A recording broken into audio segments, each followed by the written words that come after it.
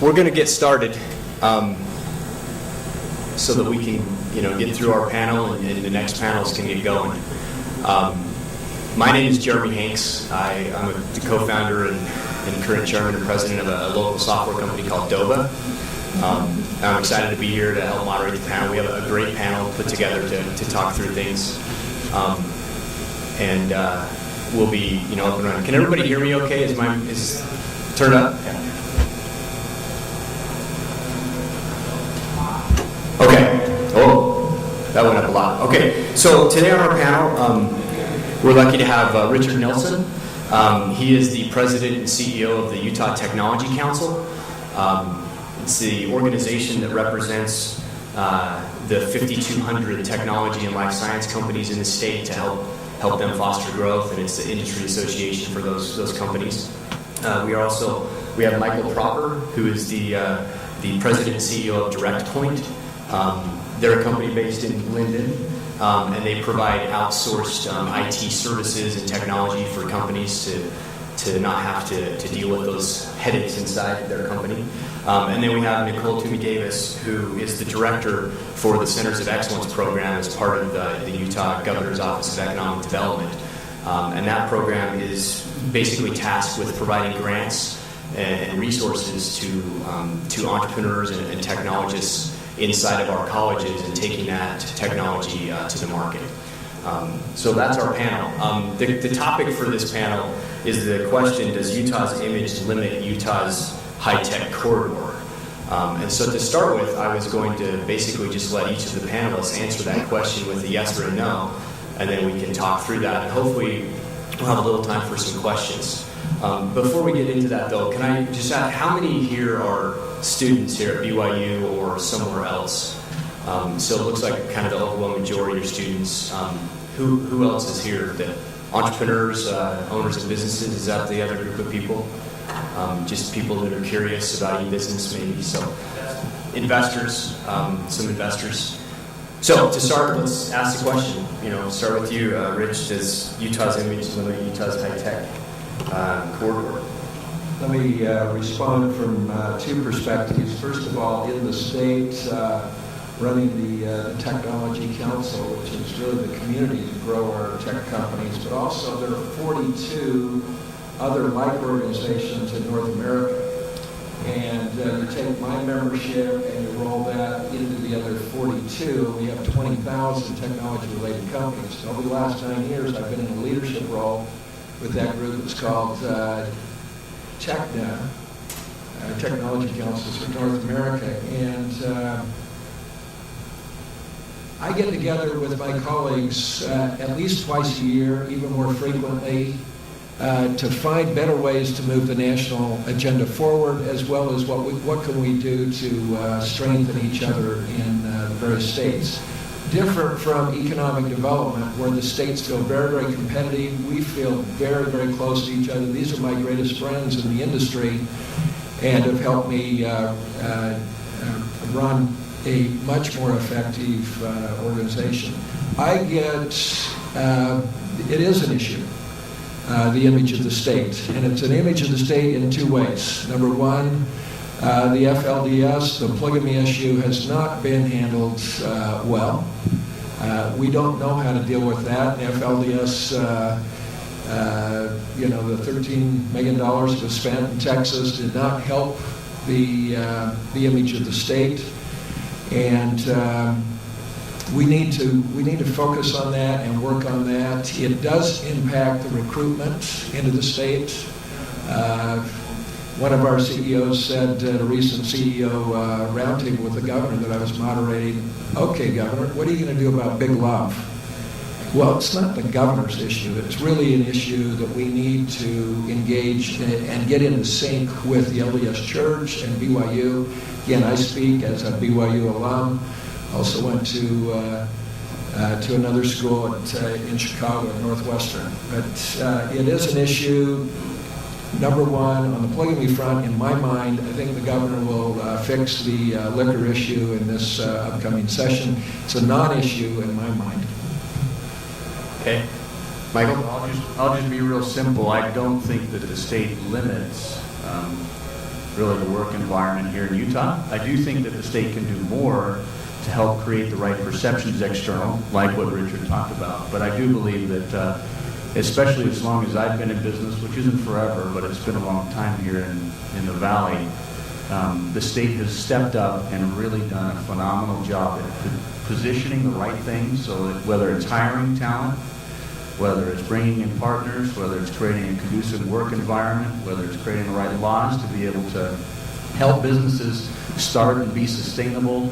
I think that the state is doing a wonderful job, and I would argue, show me a better state to start a business in, to grow a business, build business, be in business, and not just that, but have a good workforce that's happy, that's educated, where there are good universities around. I mean, I've been on the best of them, whether you're talking about in the Bay Area with Stanford or on the East Coast with MIT or Harvard.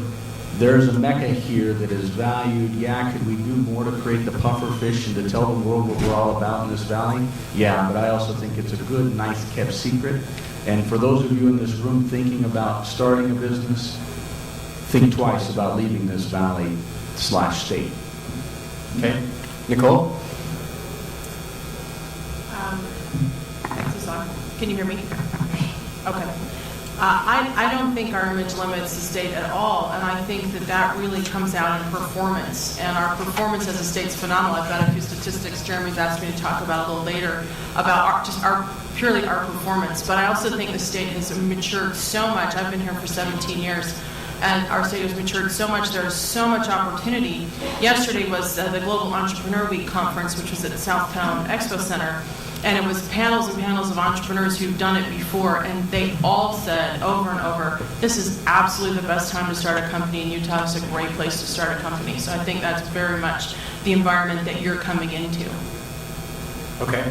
A follow-up question to that is a lot of times when we talk about, Utah's high-tech and high-tech corridors, we talk about, specifically entrepreneurship. What about for the students that are here that may not want to start their own company? What about, what does Utah have to offer? And is there, any kind of an image issue related to that for their careers to start in Utah and to find a great company to work for? I mean, maybe you guys could address it from that angle of maybe a little less entrepreneurship focus as far as what does Utah's, tech corridor or technology have to offer? Let me not be the, it's very atypical for me to give the comments I just gave. You compare us to the other 42 locations throughout North America. I wouldn't trade our location to start and grow a company with any of my colleagues, and I know most of their markets very, very well. It's a spectacular place to have a successful venture. The one issue, again, I'm clarifying we have such the number one challenge in our industry. We did a survey recently and had 77 of our top industry CEOs and trustees give us a 2-hour block of time in a facilitated session over 8 sessions. Michael was one of them on our boards, and candidly, they said number one issue is quality workforce, the shortages, the rigor, and the lack of STEM, emphasis on science, technology, engineering, and math. And it's the recruitment issue that continues to come up. How do we continue to grow these high-growth companies? How do we continue to fuel them with the right talent? That's really, and we need to recruit good people from out of state who will find this is a fabulous home, just like those that have LDS pioneers in their heritage. That's, we're getting much, much better at that. I'll let Michael actually answer the question. One thing I wanted to interject, so Richard, if I understand you correctly, you're saying that when you look at supply and demand in Utah, we have a mismatch. Demand for smart people and talented people is higher. So for BYU students who may think that you need to go to New York to make your way in the world, there's a mismatch of supply and demand here, so maybe look in your own backyard first. Yeah, don't do what I did. I got an undergrad here at BYU here in business, and then I went to the Kellogg School in Chicago. I overlooked this market because, frankly, when I got into school decades ago, this opportunity did not exist. I would have come here just for the opportunity. I had to go to the West Coast, lived there for a number of years, and then came back. Okay, sorry, now kind of address the same point, Michael. So I'll address it by talking about a couple different real-life experiences. First, 15 plus years building businesses here in this environment. And I would go right back to the point of it's a wonderful time to go and build a business. When you look at supply and demand, what do you have? You've got, one, the vision for where you're going, what you're doing, whether it's product, value, service, whatever. And then you've got to have a team. You've got to have certain talent, et cetera, to be able to execute on it to get you the results. Simple formula. Utah, historically, I would agree. You've got certain perception issues externally, but last week, an individual that's looking to start a new business that's being created, Harvard MBA, grew up on the East Coast, lives on the East Coast, very talented individual, came to me and said, Mike, because this is an individual, we're going to say, you know what, stay in Boston, stay in Austin, stay in Canada, stay in all these different places where these employees are. But those employees, when they come here, they want to live here. And they're thinking, he came to me and he says, Mike, this is on the phone, we've done searches for the schools that are in the environment. We need a good Catholic school. We found good Catholic schools. I know you haven't asked me to move to Utah, but I've talked to my wife about it, and we want to come out and we want to move there. That's the result, right? I mean, when you look at, you need the team to be able to execute on the vision. And then what else do you need? You need capital. I would argue that this state has enough capital if we properly use it. We really do. You go to the Bay Area, you go to the East Coast, in my opinion, yes, they've got capital, but there's also what I would call mata, or in Japanese, mata, no too much waste, no waste. And in my opinion, if you've got the right team, the right visions, you have to have a certain return on investments, not just for your customers, but for your shareholders. So you cannot waste money. Therefore, you have to be able to justify the money that you're taking. There's more than enough, in my opinion, in this state if you do it right now. Not just in this state, but if you go to an individual like Jeremy, he's gone to other states and based upon dollars that are here, invested in these other states for them to make a commitment to invest here.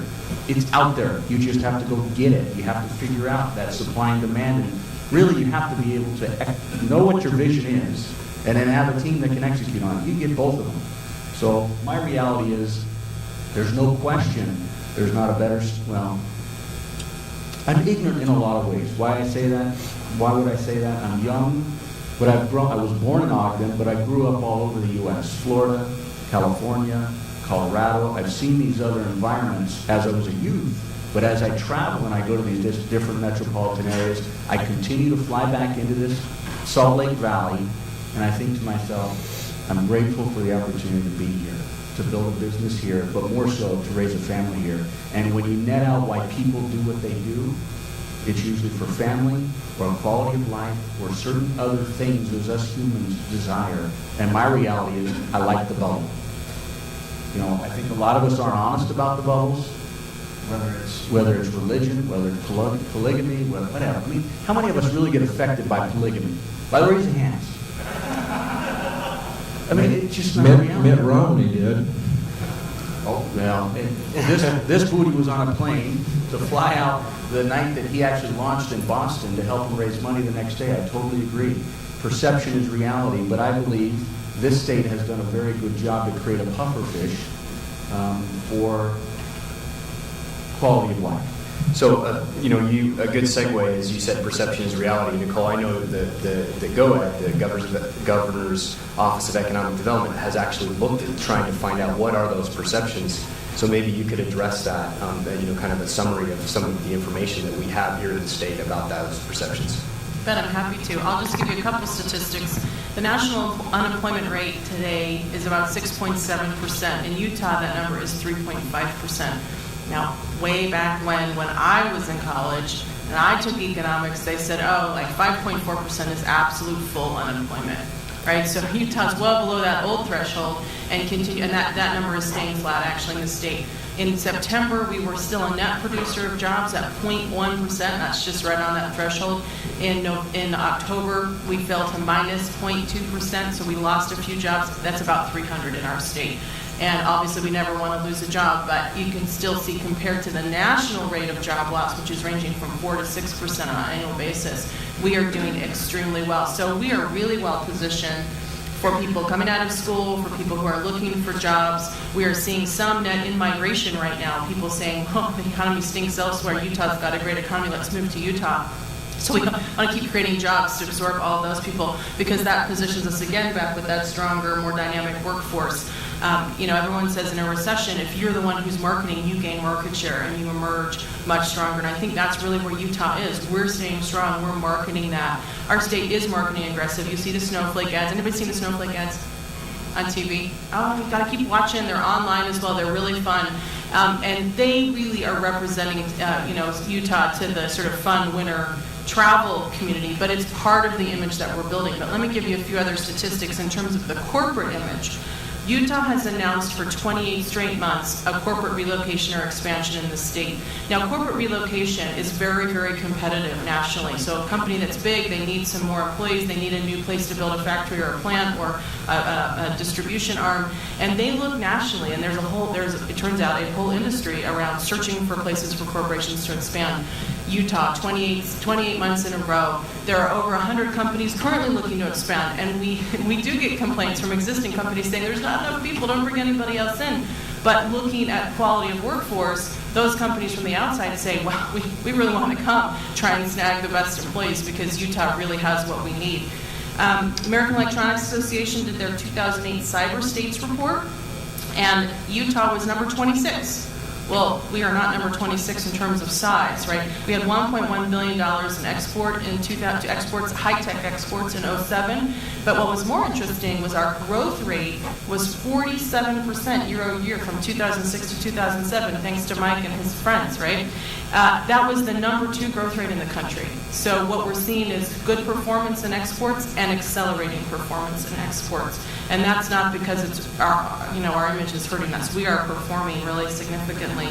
I'll also just share with you that the Millikan Institute is one of these nonprofits, right? They study regional economies. They looked at the best performing cities in America.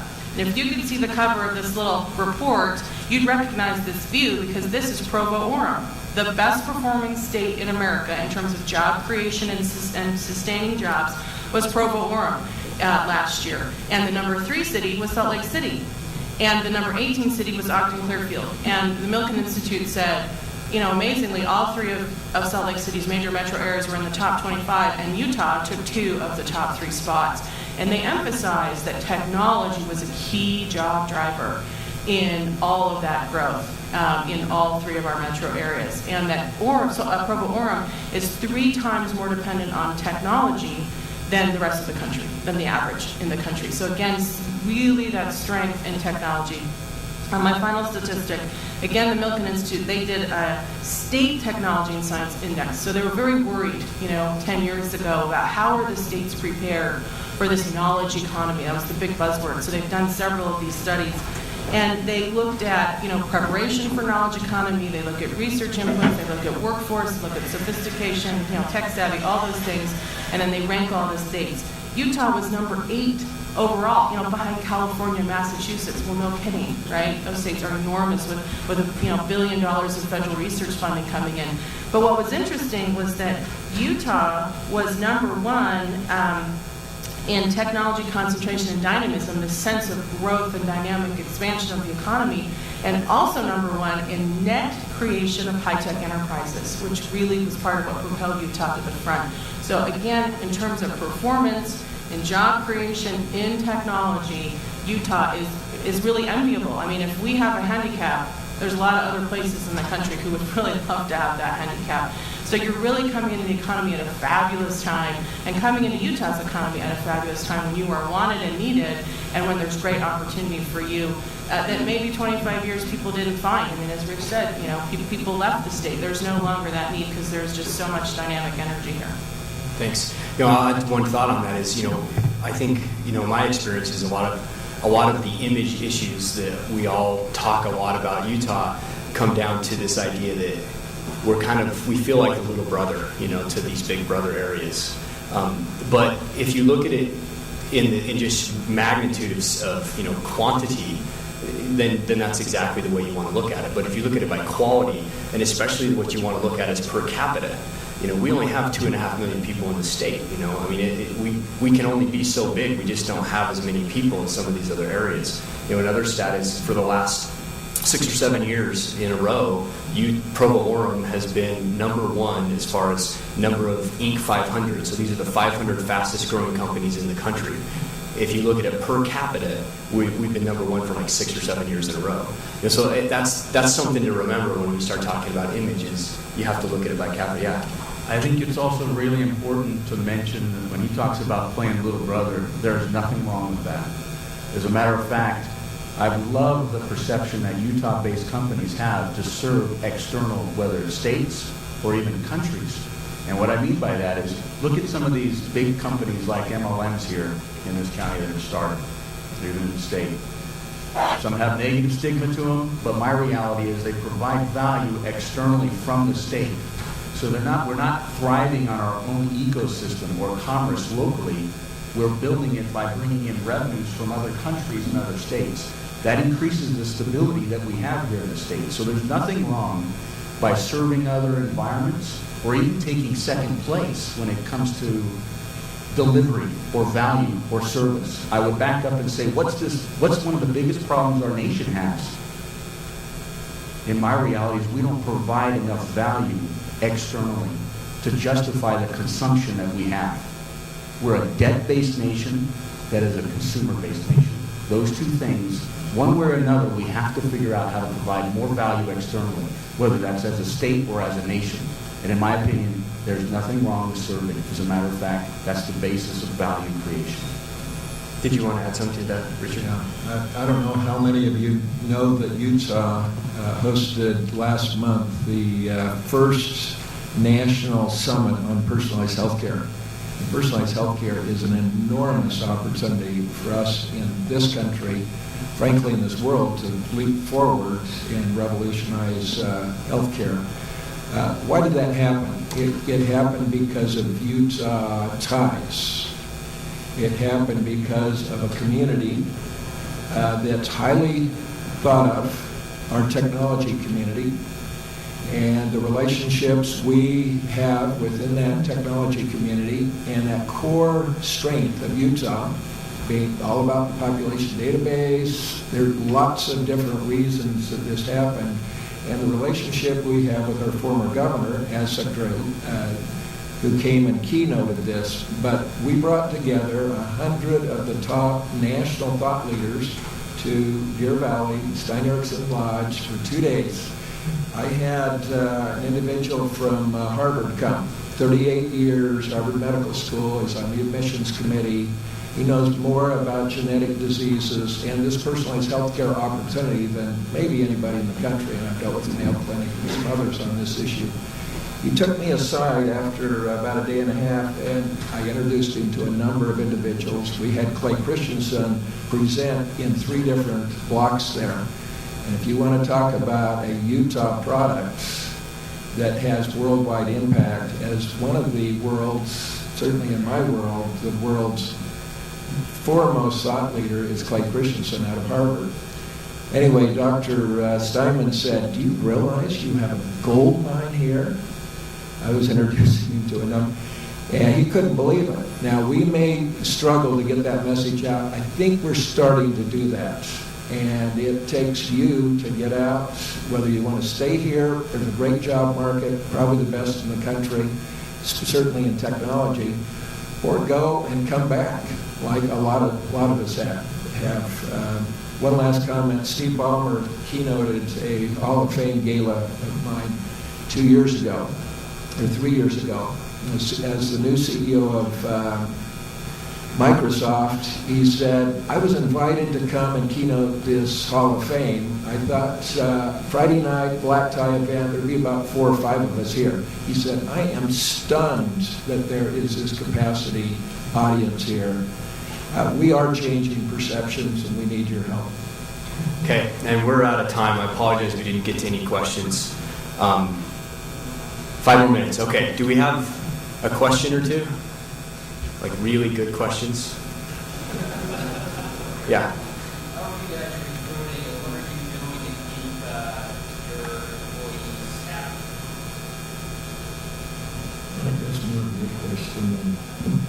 Do you want to, let's do, what, Michael, will you take that question kind of So we've quickly? grown about, here in Utah, so we've got customers in all 50 states, 29 countries, offices in Australia as well as Canada. We've got about 150 employees here in Utah. It has not been difficult to find the right employees. To retain the right employees, it takes just paying attention, caring, serving them. And I think one of the big things, and Lawton knows this, is literally the leaders in an organization have to serve everyone in the organization. It's got to start right from the very top. So I think if you put that perception on it, it changes it. It's not this hierarchical chain where employees serve others. No. The leadership is there to provide direction and infrastructure, whether that's the right team members around them, the right tools, the right funding, etc., so they can go and do and serve the customers, wherever they're at. So I think acquiring the right leadership at the top level is probably one of the biggest barriers, and you'll see, both of these individuals here helping to combat that, to bring good talent into the state. I mean, I can't tell you, every 6 months I get an email or some type of an invitation to connect with an individual from Richard, somebody that's coming into the state that's looking for a new home, that has talents for education somewhere. So I can keep blabbing on it, but really, you serve the employees. You don't look at it as employment. In my opinion, employment is a form of slavery. It's not. It doesn't have to be. It should be. So you come together with the right people, you work together and provide value. I can say that there's other environments, companies like Omniture, I think they're doing wonderful. And I think that they changed some of the rules because of how good they're doing and the growth that they're having. And so they need more people. And so I think those types of things are competitive. But the reality is that's good. It helps. It drives up the quality. Did you have one, John? Last question for Richard. So Josh James talked this morning about he is finding ways to talk to track management that has had public company experience and large enterprise experience, and that's going to do it with the UTC and other content. So in a paragraph where you somehow the solution, what you see is anything where it doesn't come in the computer, it's irrational, what the culture is here, or what's the answer? Number one, it's the culture of the organization that Michael talked about. And secondly, it's us not being apologetic for what we have here. We have something truly spectacular, and we're not telling that story. I've worked for 9 years to tell the community story, and we still haven't told the story. I shared this with the governor about 3 weeks ago. He asked me to come up and advise him on how's the economy affecting our two sectors, life science and IT. And one of my pieces of advice was, we are apologetic. And that's when we got into the conversation that I mentioned on the front end of the two issues, and I think we need to address those. We've got great people here, and it's become a very respectful community. At least it's a safe haven in the tech community. And people love being here, irregardless of the predominant faith. Okay. Yeah. The last one, and then we'll tie it. One of the issues too, when you recruit someone who's senior to the state, who's got experience, their question is going to be, if this gig doesn't work out for me, what are my options? What are the other gigs? Because moving is really an intense experience. And so part of what we have to do is, as we continue to build the number of significant companies with significant opportunity, it makes that ever easier. It's certainly easier than it was 30 years ago. And Josh is at the vanguard. I mean, he's leading the way in terms of a big public company that's very high profile. So he's got the toughest job. But he's been paving the way for Utah for a decade. So he's kind of used to that now. But that really is that's really what happens. We get in a virtuous cycle. We continue to press forward. We continue to work that issue. And then as there are more opportunities for people, it makes it even easier. They go, oh, well, okay, if this doesn't work out, here's my other option. So I think that's an important part of it. He'll keep working it. We have a call. Thanks for coming. I want to thank the panelists. The last thing that I'm going to say real quick, my personal opinion on Utah's image, a few months ago, all of the issues were solved when In-N-Out opened in In-N-Out in St. George, Utah. And as long as we can keep their progress moving northward, we will not have any more problems related to this topic. But thank you for coming. Thanks.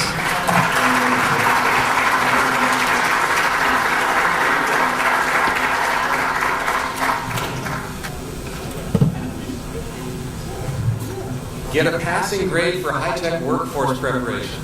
I'm Steve Little. I'm director of the Rollins Center for E-Business that's sponsoring this E-Business Day conference today.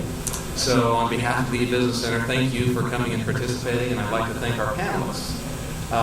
I've invited these three for particular reasons, and I'll let them introduce themselves, but I'd like to say a word about each of them briefly. Paul Allen and I are the same age. So we've gone through a lot of the same kinds of life experiences. We relate, I think, fairly well on that. He is CEO of FamilyLink.com. I was the Kimball Scholar finalist. He was a winner. I lost, but he won. He was really smart. I couldn't believe how smart he was. He's probably making more money than me, though.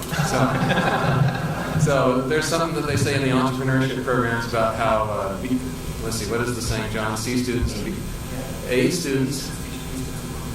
There you go. A students teach B students to work for C students, so whatever. Paul's an A student, though.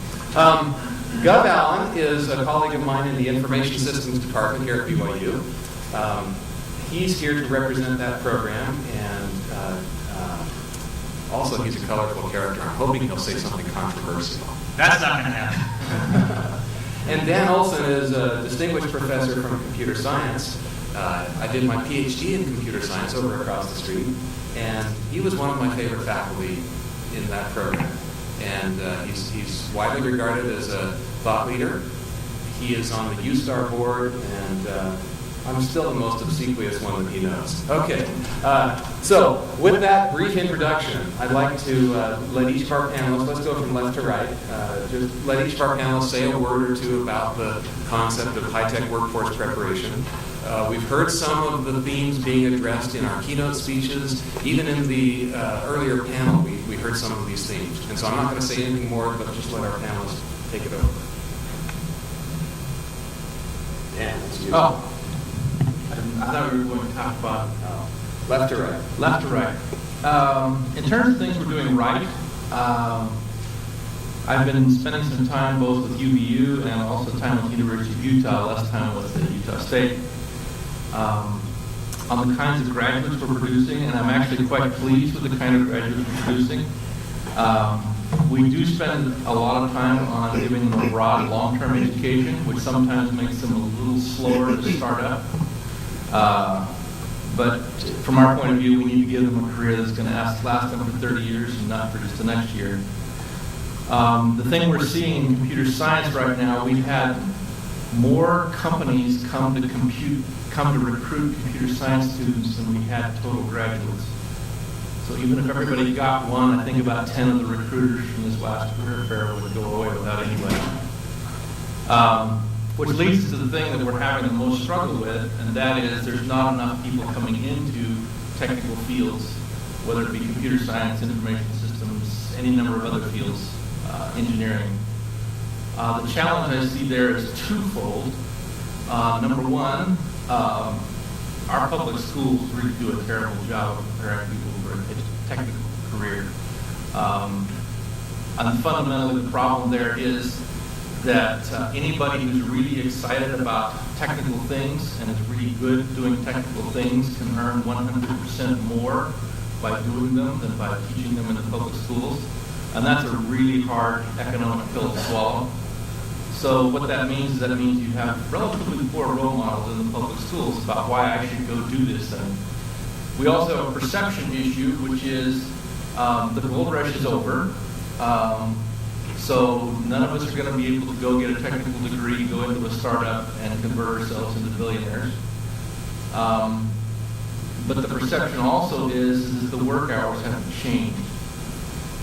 So there is a perception that we're getting as we try to recruit students in. This is, if I do that, I will work 80 hours a week, sacrifice my family for a fraction of a 1% a $10 million company. Why would I want to do that? So we have a perception there about how these young people can have the kind of life they want to have while working in a high-tech industry. Now, the thing that will solve that, to some extent, is there's nothing like a good recession to produce an increase in tech enrollment. Because suddenly, early medieval literature just doesn't look like that good of a way to spend the rest of your life if you want to eat. Do you really think we're in a recession?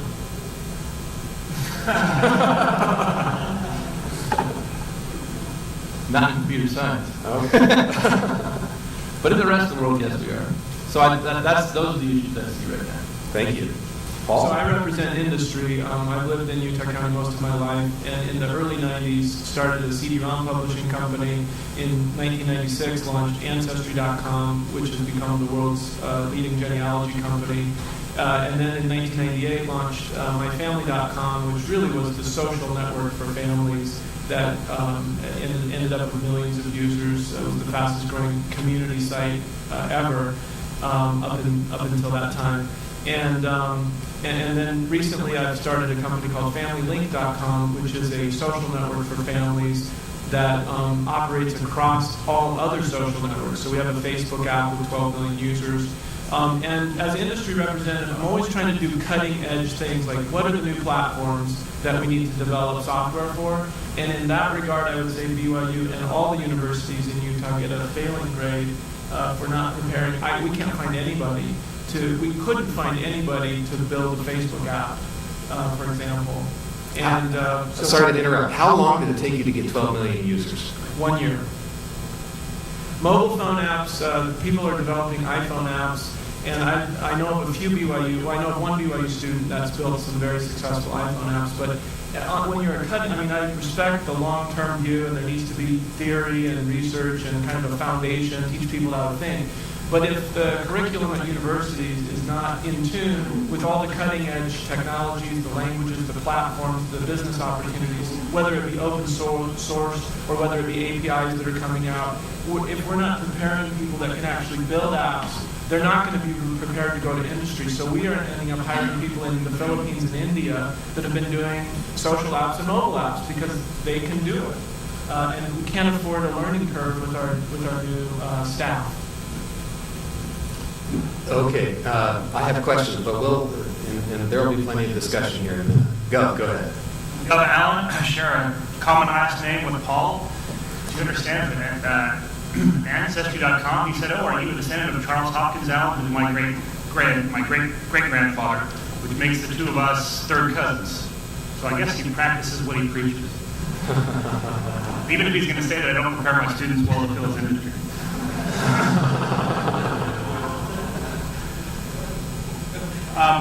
Just to talk about Utah preparing students, I think that Dan hit one of the most important points, is that coming into universities now, most students, more than half, have already decided upon their majors by the time they are freshmen. And so if we haven't done what needs to be done to sell our industry to incoming freshmen, we're not just trying to attract potentially undecideds, we're trying to convert people from a pre-existing decision over into technology. I think that the state of Utah actually has, not necessarily the public school system, but the state itself gets a passing grade on working to prepare students. There are formal programs to help secondary education, students in secondary education to get prepared for the technology tracks. I actually think that our higher education is doing moderately well that way. Of course, our department, the Information Systems Department, was recently ranked in the top 10 nationally in preparing those students. So if there's a problem, it seems to be a systemic problem, which that's not saying that we shouldn't work on it. But I think universities are tremendously well positioned to help the secondary education process, and we're just not doing it. It would cost us almost nothing to be able to support high schools with technology such as free web hosting, to give their students a platform to be able to work with some of the things that they'd like to teach, but they don't have the resources to do it. It virtually costs us nothing to set up some kind of a system that would allow these students to be able to get accounts that were either free or very low cost, where they could do development, they could do all the kinds of preparation that they would need with no cost to the local school. All the students would need is a text editor and a browser, and they'd be able to do the vast majority of what we would love to have them prepared to do when they walk into our doors. And so in terms of the university level, working with the secondary level to get these students prepared when they come in the door, I would say that we collectively get a failure. Okay, so now in summary, I heard Josh James this morning say, okay, if you can't find enough engineers, quit whining and go market better and improve your business and go find them. I hear Paul saying in certain areas there's a deficit. And so what is it? Do we just need to market better, or is there really a deficit? Definitely need to market better. I actually heard that comment and I thought, there's more we could do. But for example, the one Facebook app developer, the one iPhone app developer that I've heard about at BYU that's been very successful, I went to his LinkedIn profile and found that he was a member of a BYU Cocoa, which is a Macintosh or Apple development group at BYU. And I thought, well, if we really want to find an iPhone developer from BYU, we need to go to that club meeting. I'm not sure what the curriculum is doing to teach people how to develop iPhone apps, but there is a group at BYU, so obviously some of these students are passionate about it. Probably the most interesting thing that I've seen in the last year and a half at university level is at Stanford University. There's a BYU alumnus. There you go. A BYU alumnus. See, that's why he won the Kimball Scholarship and I didn't. The BYU alumnus who has a PhD from Stanford, 3 months after Facebook announced that they were opening up their platform to third-party application developers, BJ Fogg, the BYU alumnus, and another colleague at Stanford launched a course on how to build Facebook apps. They had 100 students or so sign up for it. Within 4 months, their students had actually launched 65 Facebook apps that had collectively gotten 10 million active users, or 10 million users. So within 3 to 4 months, a new course was offered. It was the world's first university course about how to build Facebook apps. I would have hired 5 of those students if any of them had had an interest, in coming to Utah. But I just think responsiveness to platform changes could make an impact. You could have a bold professor that says we've got to have a course on building mobile apps for iPhones and Google Android and the Nokia Symbian OS, which means that billions of people will be having cell phones, smartphones that run software, and these smartphones will be as powerful as supercomputers were 20 or 30 years ago. And they'll be mobile aware, they'll be geo aware, and there's all kinds of, it's a new platform. Well, what's BYU, what's Utah doing to provide trained people to build those mobile apps? So, let me respond to that. I'd like to respond in 2 ways. One of the first ones is sort of the challenge that's been laid down here was laid down in the networking and internet area about 15 years ago, that we don't have students who are coming out of the schools who can do. And at the time, the hot thing was netware. And UBSC said, okay, we're going to take up that challenge because we're a technical community education group. And so they reworked most of their undergraduate curriculum to focus around the technologies that their advisory board said they wanted. And it turned out they got their students back in about 5 years because they were not prepared for the thing that changed. Now, so what happens is yes, you can focus on these short-term things, and you end up really screwing up a young person's career because change is what technology is about. Facebook is an interesting application platform. I can guarantee you there will be 10 more interesting application platforms within the next 5 years. What that brings us to is then, with the diversity of a technical education, which one of those diverse platforms do you teach? Because there are going to be 7, 8, 10 new ones. Well, that almost accounts for as many courses as that student will ever take in an undergraduate education. So which one is it that you pick? And the approach of higher education nationally and here is that you pick to lay a foundation and they're going to have to train for whatever that is.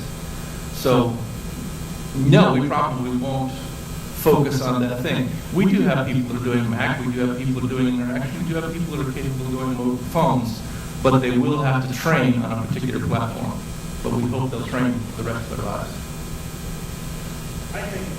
I think that really the role for that, for what's new and what's exciting, is actually lower in the curriculum. It's probably at the secondary level. I remember back when I was, in high school, very few people had a computer at their house.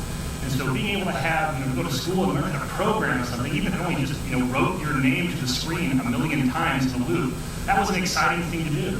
And it got people excited.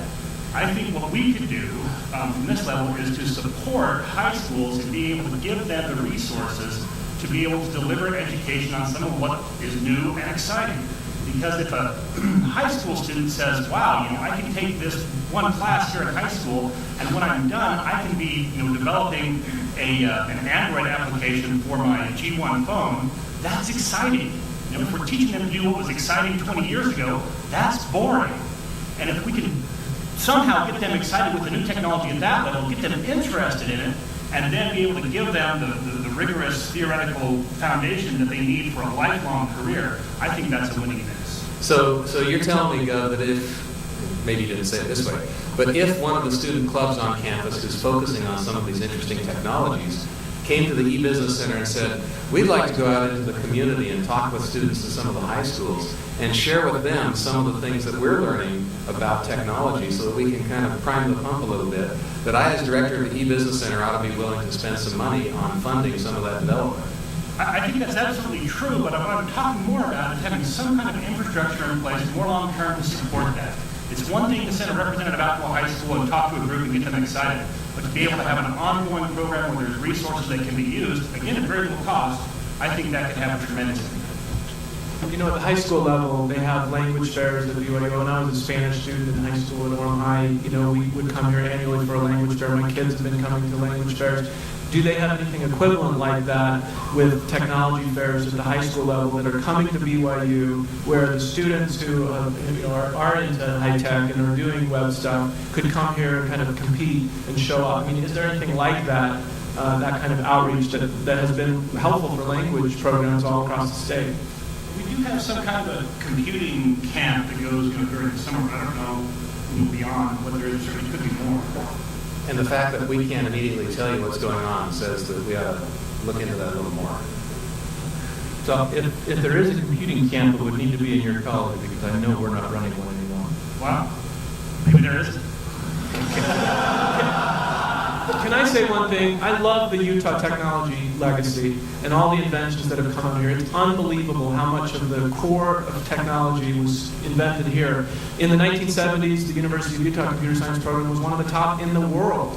Evanston Sutherland, the whole computer graphics industry. I think in the animation arena, BYU is world class because we have supercomputers, and so our students are training on the best equipment in the world, and we're making a mark in animation. But in terms of, I'm not sure. I think we've kind of lost our cutting edge. I know a friend, an LDS friend up in Seattle, who wanted to send his son to BYU's computer science program, but basically felt like it had lagged behind so much, and so he sent it to the University of Washington. And that was sad for me to hear that. That's a third part. Don't shoot the messenger. I'm just reporting what I hear. But I just have a couple of thoughts. If all the faculty at BYU were enabled or given budget to go to 1 to 4 tech conferences a year, like O'Reilly conferences or Demo or TechCrunch or Mashable or some of these kind of new things, and had to go there and then came back, maybe they do already, but when I go to these conferences, a lot of times I look around and think, I wonder if I'm the only person from Utah that's here today. And oftentimes I think I am. So I just think if we would invest in faculty, sometimes we hire an employee for $60,000, $70,000, $80,000 a year, and if we don't give them great hardware, and if we don't invest in their minds by sending them to 1 to 3 conferences a year so that they can learn from the best people in the world, what are we doing? We're paying $70,000 or $80,000, and we're not paying $1,000 or $2,000 to invest in their cutting edge experience in interacting with world-class people. So I would say the faculty could be encouraged or given budget to kind of go out and mingle in Silicon Valley or in other tech centers, and then come back with kind of new enthusiasm for the open source or the new mobile platforms or whatever is coming, the 7 platforms that will be coming out in the next 5 years. So the answer is, in fact, there we go. The answer is the faculty do travel regularly. In fact, President Samuelson complains about how much we travel. We do travel regularly. We are involved in the conferences, and the effect you notice, the fact that you go to a meeting and almost nobody's there from Utah, well, if you take the population of Utah and divide that by the population of the United States, that's probably reflected in what you see there. There's not a lot of us. So we don't meet each other very often. In terms of the enthusiasm, there is a lot of enthusiasm and things that are going on. There's a lot of interesting stuff happening in bioinformatics. There's a lot of interesting stuff happening in interactive television. There's stuff happening in mobile computing. What the challenge we face is that a particular entrepreneur comes and says, this thing I have is enormously exciting. Why aren't you doing this thing? And he says, well, there's 10,000 of those opportunities, and we are doing some of them. I'm going to take an audience question. John. I really learned a lot here. Now it's interesting to hear the academic reasons why you're doing a long-term career planning. So I hear that resonates today, and it's taught something new. But my interaction also with industry is in startup or emerging area. CEOs across the state of Utah and not like enough software engineers, back-end, front-end, interaction designers, those that come out with new internet software and software companies. And so somewhere there's something being expected, they're constantly looking at diversity. So maybe I can, that's one thing we're doing. We've got CEOs here today, we've got students here today, we can speak, maybe we can bring out the developers, the developers to show them all these business and try to do the matching. I think there's a lot of self-taught opportunity around it. You need to somehow program somewhere that does teach software engineering where you can leave school and go straight out and help these companies as their own profession. Or is that on right side of the problem long-term career? And I still don't understand how we go this work and just on self-taught engineers can be an English student that loves computers and teach themselves, AJAX, PhD, and everything, all that. I don't want to wrap things at the moment. So two things there, John. The first one is that there aren't enough graduates, period. And the problem is that there's not enough pipe. This is not Utah, this is national. The entering enrollment in all technical programs is down 50% over 5 years ago. Now, one of the things that we're encountering right now is really starting to hurt our employers is when people stopped coming in, students still graduated that were already in the pipe. Well, that pipe has now started to empty. And that demand, that supply, I should say, of capable students is going to get worse because there are no freshmen coming in. The freshmen coming in, like I said, down 50%. The people who are in the pipe are graduating and going into jobs. That demand is going to get worse. Now, in response to your, should you go get an English major, you can probably get a quick start out of an English major, and when you then grow to 10,000 people on your side, the architecture they gave you will just die because they won't be prepared. There's another. Oh, go ahead, Paul. No, okay. There's another key issue that's on my mind, and that is not only is overall enrollment declining, but we have seen over the years concerted efforts to attract women into the technical industries. And I just read an article summarizing computer science recruiting efforts, and a well-respected female faculty member who was working hard on this problem found that she was having no impact on being able to attract more women into the program. I know in information systems, we want more women in our program. It's hard to attract them in. Is the same true of our computer science department? Dan? So I have a very good example of that. I spent 2 years at Carnegie Mellon directing the Human Computer Interaction Institute. Carnegie Mellon was extremely concerned about how many women were in the program. And they devoted 3 full-time staff to what can we do to bring women into computer science. And they were able to increase their enrollment of women from 10% to 15%. When we started the Human Computer Interaction Institute, half the faculty were women, half the students were women, and we did nothing to cause that to happen. We then had a discussion among the college about why was this so, and the answer that came back was, women think what you do is stupid, and they don't want to live that way.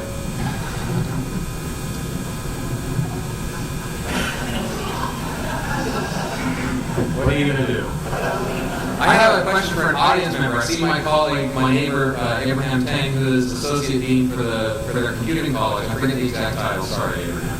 Do you have enough women in your technical programs at UVU? Same thing. Okay. You know, I've never met a female Facebook app developer. I've met about 100 developers. None of them are women, and yet most people that use Facebook every day are women. And so there's all these stupid apps, vampires and werewolves, and all these stupid flirting apps that guys write. But the scrapbooking, the quilt, the recipes, the cooking, all the kinds of, there's none of those kinds of apps. And so it's all these men developing stupid apps that spread virally. Our We're Related app has 12 million users, 70% are female because they're trying to keep in touch with their relatives. So I think there's a future. I think there's real important things being brought out here, going to high schools and middle schools. Nicholas Negroponte, who runs the MIT Media Lab, or did, and he's got the $100 computer, the EXO computer idea where he's trying to get it into all the developing nations around the world. He says the biggest problem in American education is that we don't teach our elementary school kids computer programming. Not because we want them to become computer scientists, but in the 70s, it was easy to teach people basic programming because you teach them logic, and they write a program that doesn't work, and then they fix the bug, and they've learned how to think. They've learned how to solve problems. Nicholas Negroponte said every one of you should have a computer programming class in elementary school. Everyone in the world should have a computer, and they should all learn basic programming skills that will teach them how to think. I endorse that wholeheartedly, and I think if we could do more of that in Utah, and then get into middle school and high school, get people excited about technology, then you'd end up with a lot more freshmen and a lot more courses in diversity and how you think. I think the key to that, too, is that you don't teach them computer science in the traditional way. Because if you teach it in the traditional way, when I was an undergraduate, I was a mechanical engineer. Because I wanted to build airplanes, and I came to the mechanical engineering department and I said, let's do this cool stuff. When did we start to build something? And they said, you get to build something cool when you're a senior. And I went to computer science and I said, when do we get to build something? And they said, you get to build something cool tomorrow. And having a short attention span, I changed majors. I think we have the same problem when we start talking to those middle school, junior high, high school students. It says, okay, if I give you Java and if I teach you how to compute the average of something, you are deadly bored. If I teach you how to program Flash and animation, that's different. We do have a problem among our faculty, and among faculty in computer science in general, is we work so hard to get this degree, we forgot that it's supposed to be fun. So one of the things we've done is we've changed our introductory course. We now teach one section where it's taught completely in 3D graphics. And guess what? They have a good time. And they write lots of code. I think that'll have to be our last word. I'd like to close the panel by simply pointing out I have seen some interesting proposals going to the state of Utah on scholarships and other ways of incentivizing our young children to think about tech careers. We've got to plow this field and work on this. So I encourage you all to go out and be evangelists and do what you can in your sphere of influence. Please join me in thanking our panelists.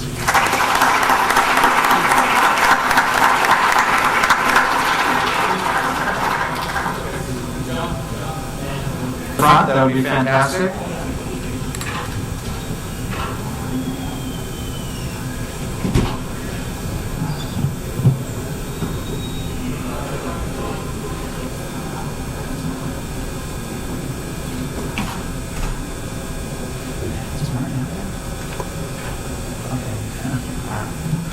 Terrific. I'm going to get a little started here right now and get things kicked off. I'd like to introduce our panel in just a moment. I'm going to give a little bit of a primer. We're going to talk now on the question, show me the money, is there enough capital to fund Utah's high-tech industry? Assuming we've overcome any image problem, attracted the talent we need, assuming that we produce enough tech workforce, then the question becomes, to fuel high-growth companies, they can only be bootstrapped for so long. We heard Josh James today talk about how he bootstrapped the company, adding 5,000, 10,000 here and there until they figured things out. But then later on, they were taking in money in the tens of millions to fuel the growth. So you've got to find that capital to get the growth going. A little bit of a quick lesson for our group here to make sure that they understand what we're talking about. Normally when high-tech software internet companies started, the founders do use their own funds or their friends and family's funds to get started. And then at some point, they usually need to get out and their customers are not quite funding everything and the growth that they want to do, so they go out and seek professional investors, investors that like to fuel these type of companies. And generally speaking, they fall into two groups. They fall into an area called angel investors. Angel investors are individuals who either act on their own or in concert with a group of angels and invest in these startup or emerging companies. And they invest on average anywhere from around $50,000 to $150,000 a year in companies. And there's not a lot of great data on this because it's such a private, kind of wild, wild west investing arena, and there's not a lot of good reporting. But it is a huge part of the American economy. And in Utah, we have 7-8 organized angel groups that are participating in this type of funding. And then when a company needs, and those angel groups usually fund, somewhere under $2 million. And then the angel environment's usually tapped out. And then we, to get the money, the $2, $4, $6, $10 million that a company needs to really go to the next level.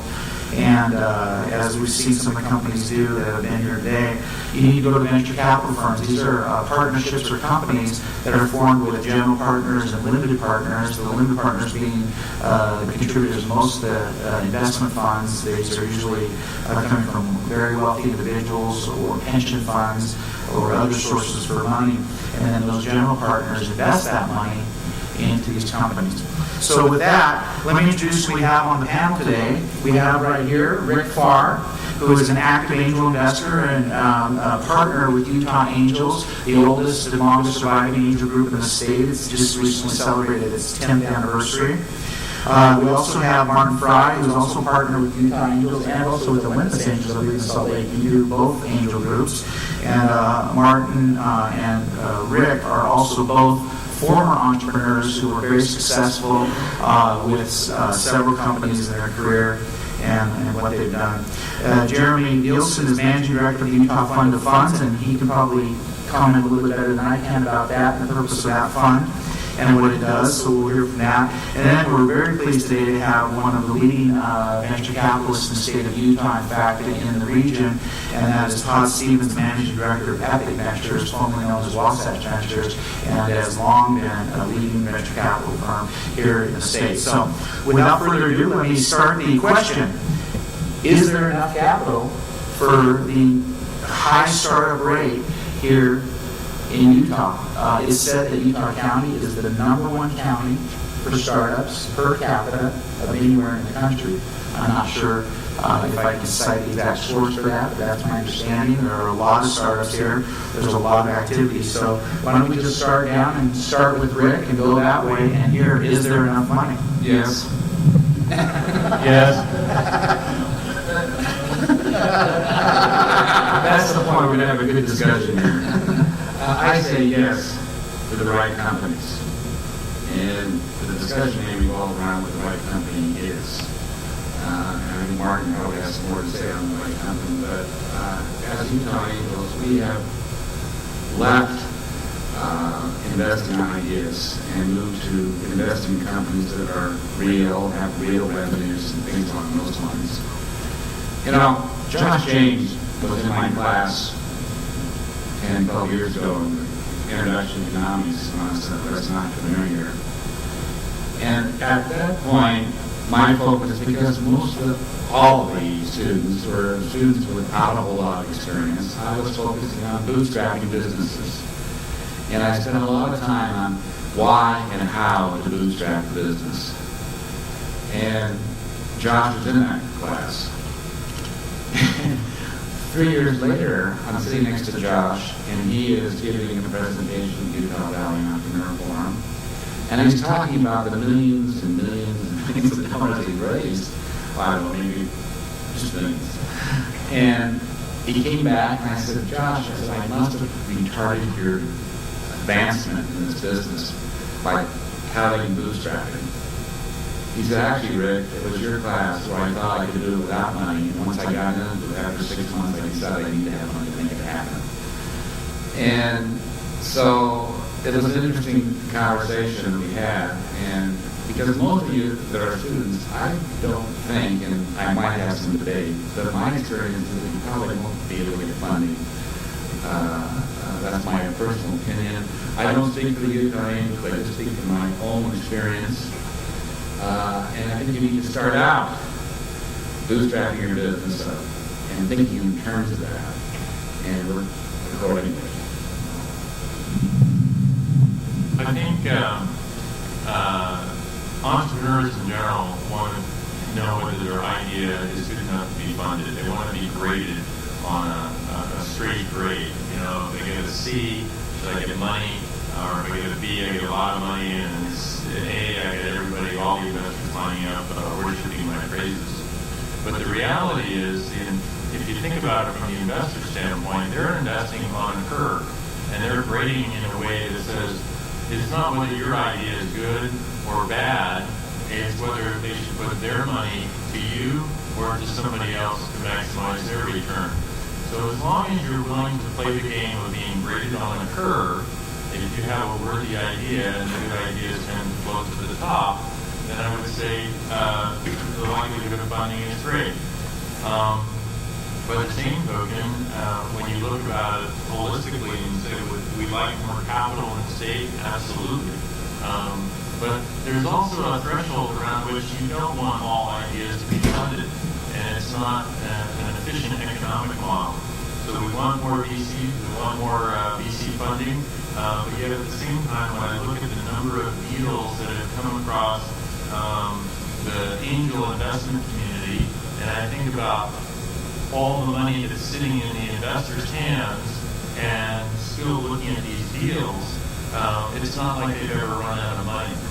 So even in today's market, just this week we've had a company look for $500,000 in funding. They're going to be oversubscribed and probably end up raising $750 or $1 million because there's more investors that want in on this deal than there. So again, the money is there, particularly as the stock market isn't getting the returns that it used to. So investors are all more anxious to try to get it out of the investors, or out of the entrepreneurs. And they're probably even willing to settle for a little lower returns as long as their comfort level or their confidence in you as an entrepreneur that they're not going to lose out completely. So the market is changing with the economic conditions, and yet at the same time, I think that there's money to go around, certainly for all good ideas. Give you a quick update on what Utah Fund Funds is. Utah Fund Funds is a Utah-based program that is aimed at increasing the alternative asset class here in Utah. That's venture capital, buyout money. My day-to-day, I spend time listening to funds, wanting money, that want to raise money, like Todd Stevens here and many others. I've listened to over 350 funds. Tell me their idea on why they would like some money and the company that I can invest in. I've listened to over 500 entrepreneurs tell me their ideas. I think I have a little bit of a unique perspective in that I don't sit just in the angel world. I don't sit just in the venture world. I don't sit just in the buyout world. I hear companies from the seed stage, manufacturing, life science, technology, anything you can think of, I've heard pitch on. I would agree with Martin and Rick in their comments in general, but Utah, in a general sense, does not have enough alternative assets, alternative capital we're looking for to invest in companies that are in the startup world. I would not claim to know Rick or Martin's day-to-day. They may see all the good deals in Utah, and there may be sufficient angel money. I live more in the venture world, and I guarantee you there's not enough venture dollars in the state. I would say that Utah can do better, entrepreneurs can do better. There's a lot of things we can do better, but I can rattle off 15 companies right now that raise money from out of state, they look for it in state, and they've been successful companies. So Utah can do better, and Utah Fund Funds is aimed at trying to make that happen. Thank you for inviting me, John. This is great to be here today. I'm Tom Stevens with Epic Ventures. We started in 1994 as Wasatch Venture Fund. I was the founder of the fund. We manage 3 Wasatch Venture Funds, and our new fund that we're investing out of right now is Epic Venture Fund 4. We manage about $250 million. We've invested in about 90 companies since '94, a lot of Utah companies. Paul Allen, who spoke earlier, we were the first institutional money in Ancestry.com, and wish we would have put money in Josh's deal, but didn't. But there's a lot of great entrepreneurs in Utah County that we backed over the years, and we agree with John. There's a lot of great ideas here, a lot of great entrepreneurs. I think I would just agree with the panel that there are pockets of money that are very available to entrepreneurs. I'm very encouraged by the angel networks that have been developed over the last few years. Utah Angels have been a foundation for the angels in Utah for a long time, but the new organizations, the Olympus Angels and others that have sprung up recently is very encouraging. And I think from an entrepreneurial standpoint, it's never a better time to look for angel financing in Utah than right now. But I do agree with Jeremy that there are some warning signs and some concerns about the capital infrastructure in Utah in general. I brought some numbers from the Money Tree report, the last quarter Money Tree report, the third quarter, and the NVCA, National Venture Capital Association report for the third quarter. And on the surface, everything looks fine. The last quarter overall numbers were pretty comparable to the previous quarters. For Utah specifically, in 2007, there was about 187 million exactly invested in 33 deals last year. Year to date for 2008, we have 132 million invested in 27 deals through 3 quarters, so it sounds like we're on track. The concern I have, and what the NVCA data showed, was that the number of investments in first-time deals and new deals was down 12% last quarter. And I think this fourth quarter is going to be down another 15 or 20% would be my guess. And I think the concern that Utah should have and entrepreneurs should have is because of the financial crisis and the economic concerns, first-time financings are dropping. Follow-on financings will continue to be strong. I think the overall dollar amount invested in venture capital and private equity will be pretty on par with 2007. You won't see a huge drop-off. But first-time financings is a big concern. Since Epic is an early-stage venture fund, we are typically the first financing into a deal. We've done 5 deals in 08. We probably will do 6 to 8 deals in 09. Jeremy in the Utah Fund of Funds has done a very good job in balancing and targeting early-stage and seed fund investing activity in Utah, because that's where I think the greatest need is for Utah and for entrepreneurs in the state. And the Fund of Funds, the Utah Fund of Funds that Jeremy manages, is as focused. I think over 50% of your money is in early stage funds, and I think that's fantastic.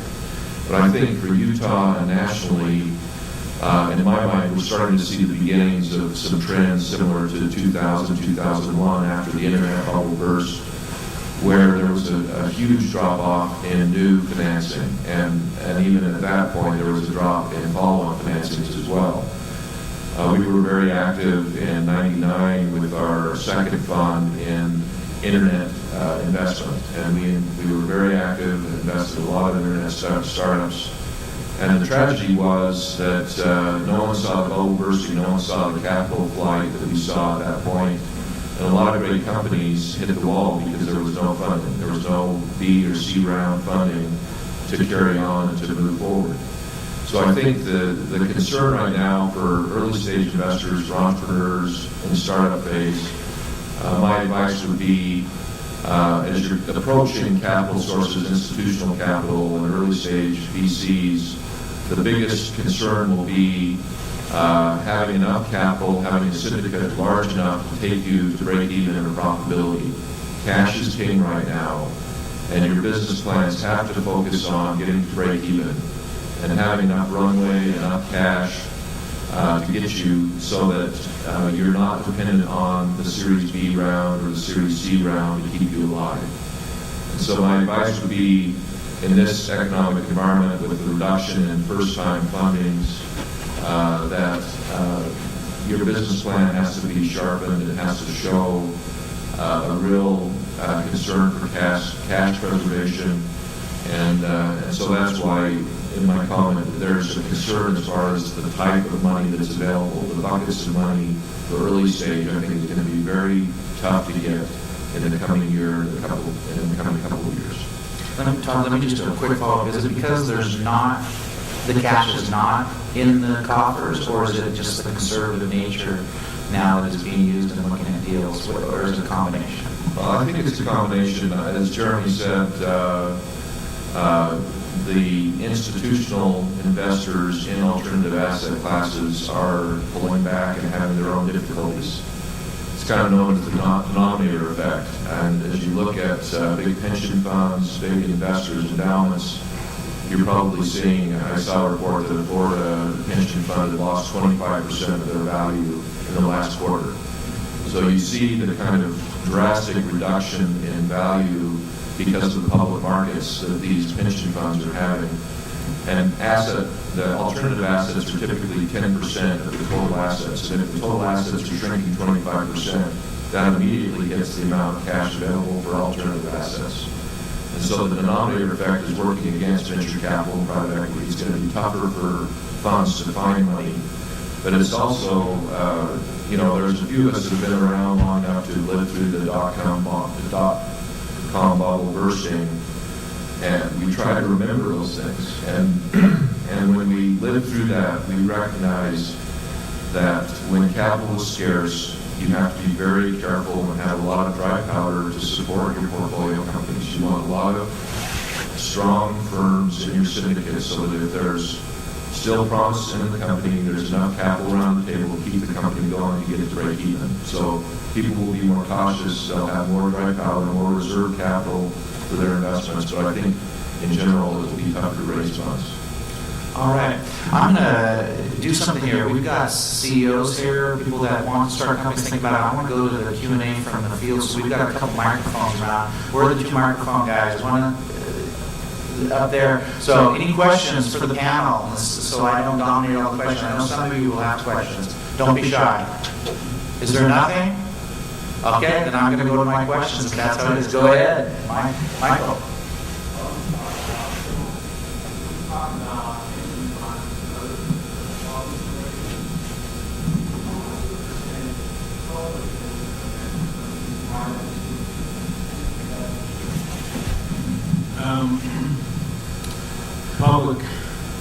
Public pensions and corporations, kind of the large institutions, are probably 80% of alternative asset investing. And the rest are wealthy individuals. Is that the other one that you're asking about?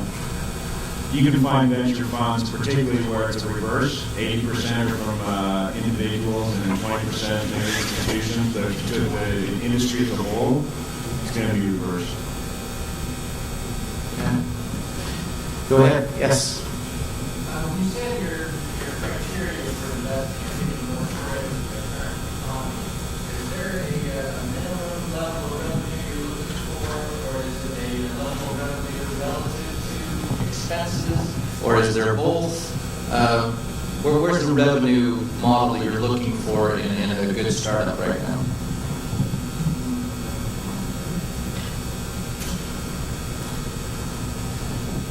As an angel investor, our revenue targets are probably a lot lower than maybe not venture people. I think it's not necessarily the level of revenue as to the proof that the revenue is coming in, that you can go interview customers, that you can determine that this product can be made profitably. And that's the value of the revenue stream from my point of view, is you can actually do some due diligence on that customer, on that company.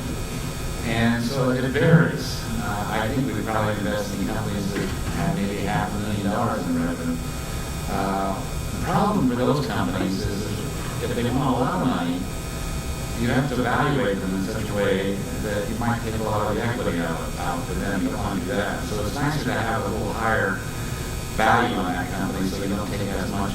And angels can deal with lower, I believe, lower equity requirements than the VC companies do. I also think that, and I'm not, the statistics I used to remember a number of years ago is very few startup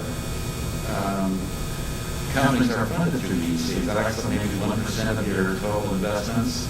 And so most of the startup companies, is that still your experience? Yeah, definitely. I don't know if I answered your question or not. Well, maybe just to clarify, when you're saying you have invested in companies with $500,000 revenue, was that saying, trying to give an example of how low you've gone, or an example of how high you've gone? So really $500,000 in annual revenue is kind of a minimum level you're looking That at. would be my case. How open you feel. We have some students, and they're taking an idea to market, and is there a strong enough maybe angel community to support it?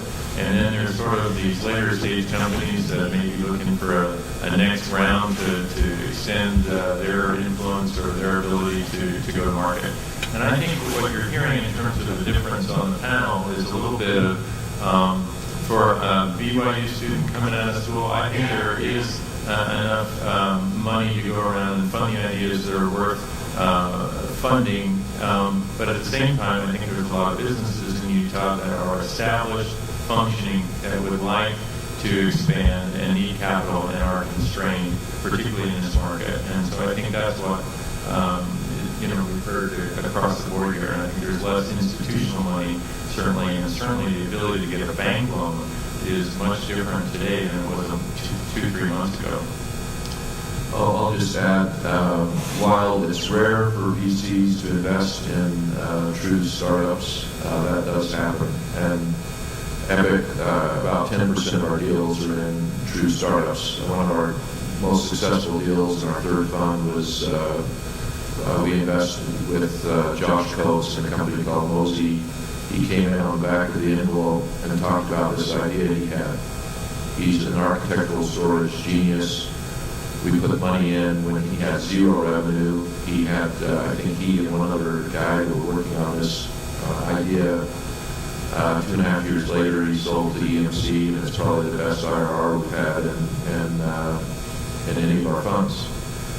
So there are situations where you have very experienced CEOs, very targeted expertise in a particular technology area or sector that have a track record that you can bet on with zero revenue, like Mark was talking about, where zero revenue and they can raise $1 million or more. In our situation, we put together a $2 million seed round, zero revenue, and the valuation, I can assure you, was pre-money more than zero. I mean, just the idea had value because the entrepreneur was very bright and had a very great idea.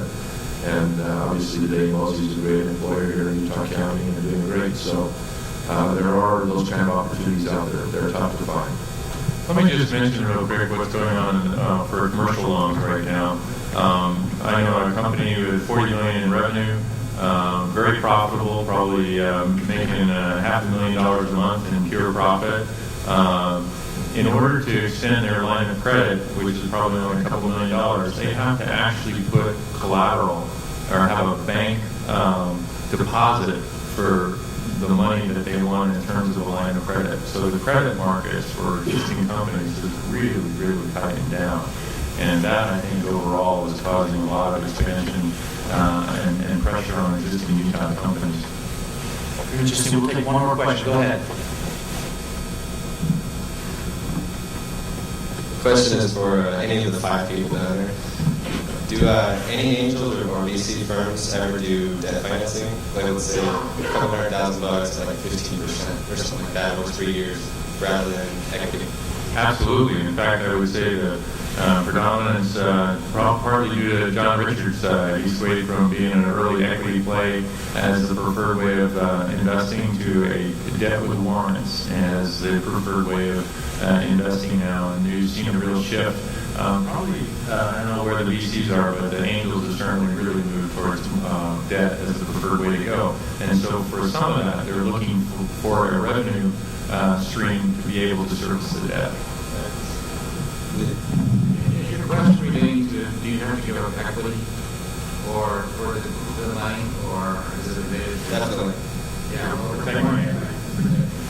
Yeah, certainly debt with warrants protects equity. If you can borrow money at the bank and you not give up any equity, if you're solid on your idea, great, but you got to pay it back, and you often have to do a personal guarantee.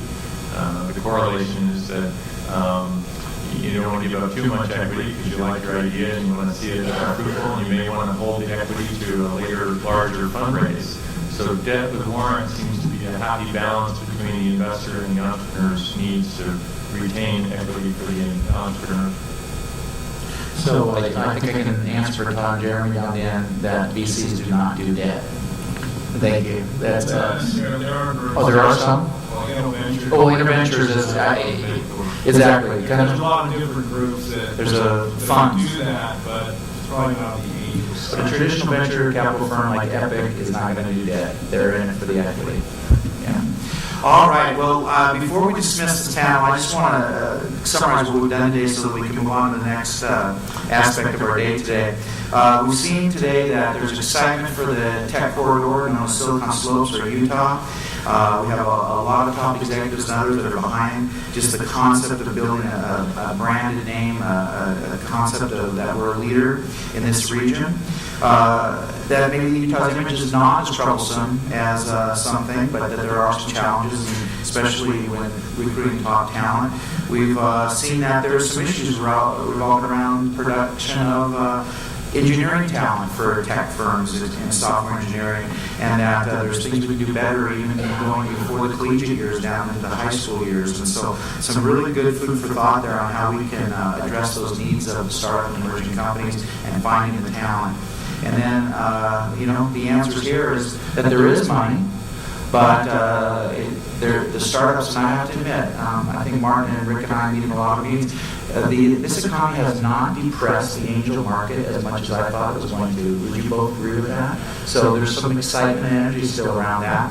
But at the venture capital level, which is going to be more subjected to the national and global economy because of the reasons that we were taught. Todd, you really taught me something there. I'm thinking if a pension fund goes from, $5 billion down to $4 billion in it, it's going to decrease what it's going to put into venture capital firms as a limited partner, and therefore that's inescapable. That's an interesting thought. I haven't thought of that before. I should have, but I hadn't. And so that's great. So we've addressed some great topics today, and I want to thank everyone for coming, and please join me in thanking this panel today.